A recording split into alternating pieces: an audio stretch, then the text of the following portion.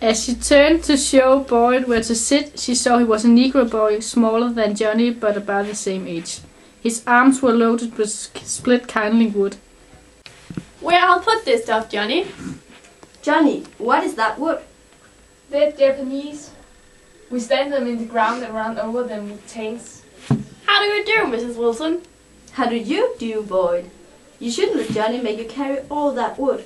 Sit down now and eat lunch, both of you. Why shouldn't he carry the wood, Mother?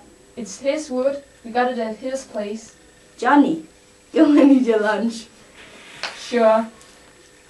He held out the dish of scrambled eggs to Boyd. After you, my dear Alphonse. After you, my dear Alphonse. After you, my dear Alphonse. Are you hungry, Boyd? Yes, Mrs. Wilson. Well, don't let Johnny stop you. He's always fusses about eating. So you just see and get a good lunch. There's plenty of food here for you to have all you want. Thank you, Mrs. Wilson. Come on, Alphonse. He pushed the half of scrambled eggs onto Boyd's plate. Boyd watched while Mrs. Wilson put a dish of stewed tomatoes beside his plate. Boyd don't eat tomatoes. Do you, Boyd? Doesn't eat tomatoes, Johnny. And just because you don't like them, don't say that about Boyd.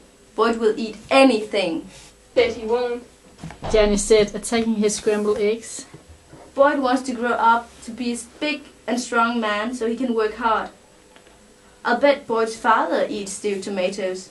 My father eats anything he wants to.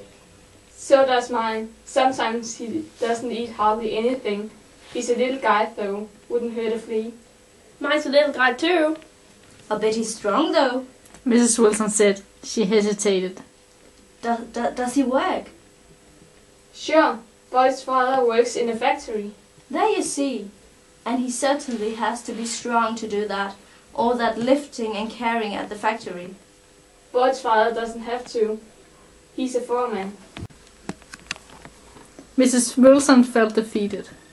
What does your mother do, Boyd? My mother? She takes care of us kids. Oh, she doesn't work then. Why should she? Johnny said through a mouthful of eggs. You don't work. You really don't want any stewed tomatoes, Boyd? No, thank you, Mrs. Wilson. No thank you, Mrs. Wilson. No thank you, Mrs. Wilson. No thank you, Mrs. Wilson.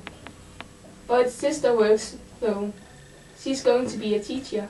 That's a very fine attitude for her to have, Boyd.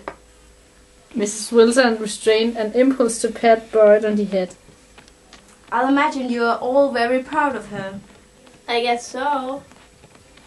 What about all your other brothers and sisters? I guess all of you want to make just as much of yourself as you can?